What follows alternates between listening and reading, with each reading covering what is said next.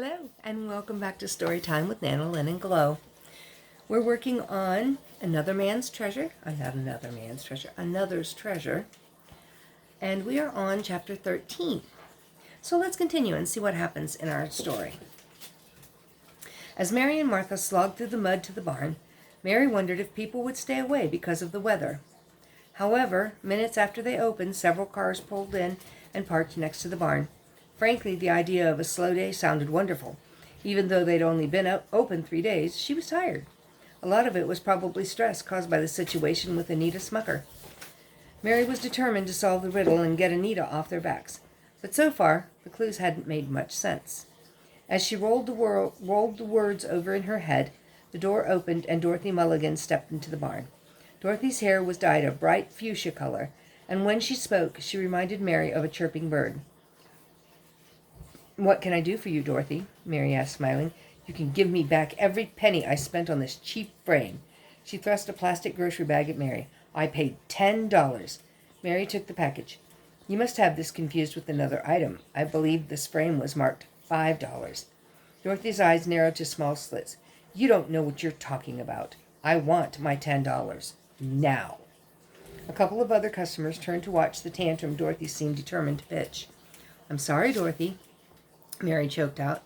"I must have confused your purchase with someone else's. If you'll follow me to the register, I'll be happy to give you a full refund." It took every ounce of will that Mary had not to lash out at the woman.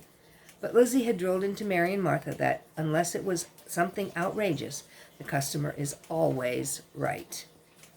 "Can you give Dorothy back the $10 she spent on this frame?" Mary asked Martha as they approached the register. Martha started to say something, but Mary shook her head slightly, trying to stay out of Dorothy's line of sight. Martha frowned, but kept her mouth shut as she handed Dorothy a $10 bill. Dorothy grabbed the money and left without another word. "What was that about?" Martha said. "She insisted she paid $10. It was $5. Mary sighed.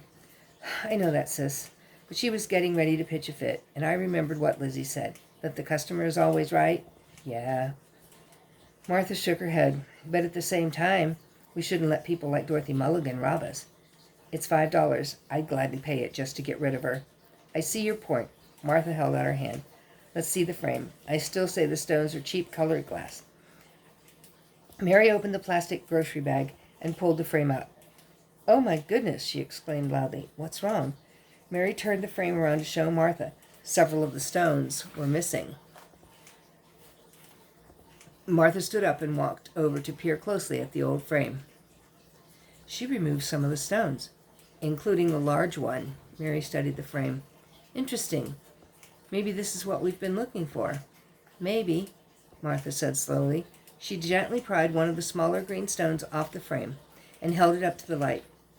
"This certainly isn't real," she said. "Look at it." Mary leaned in and stared at the stone Martha held. It was cloudy and full of discolorations, obviously not a real gemstone. So why would Dorothy remove the other fake jewels? Doesn't make sense.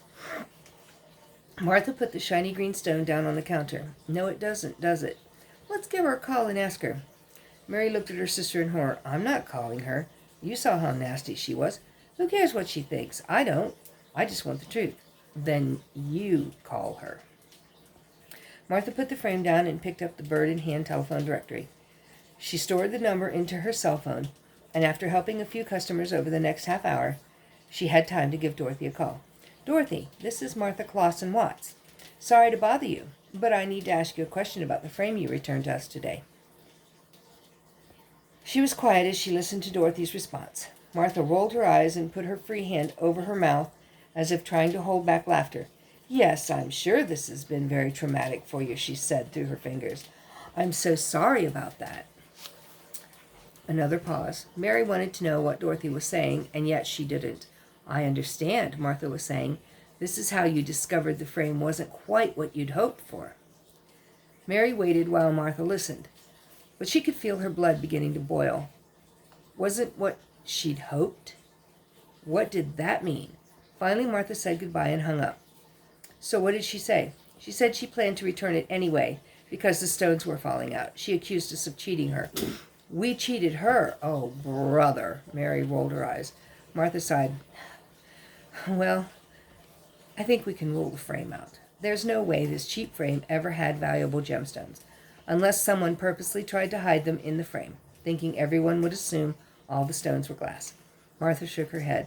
Sorry, but I truly don't think Dorothy is smart enough to tell the difference between valuable gemstones and cheap glass.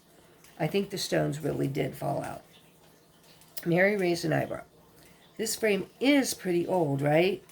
What are the chances that the stones would just suddenly start falling out?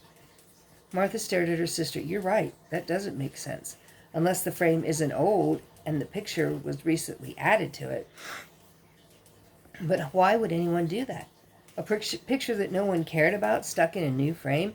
And why pick an ugly frame like this? Martha grinned. One man's treasure. Well, maybe so, Mary admitted. But the Smuckers always seem to have good taste.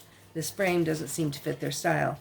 I think I might know the answer. Mary looked at her sister questioningly. Do you remember that terrible purse that Jennifer bought for you once? The one with the sparkly peacock on the front? Mary laughed. She got it at a yard sale and thought it was the most beautiful purse in the world.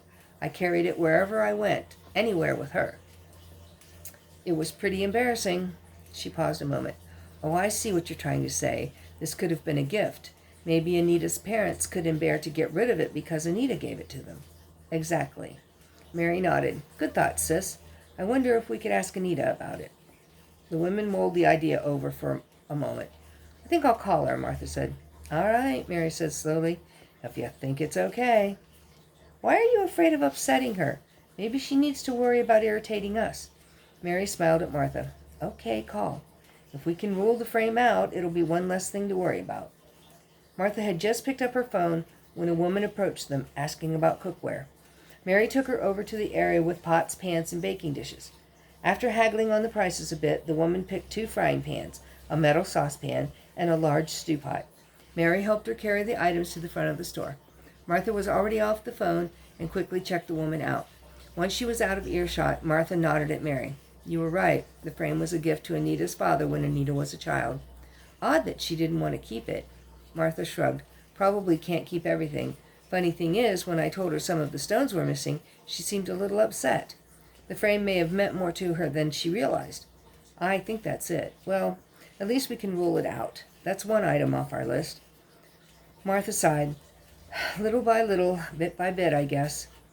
Mary chuckled. Mama used to say that all the time. She was right. It's all we can do. Mary shrugged and went to help a man looking at fishing equipment. Would they ever find Anita's treasure? She was beginning to wonder.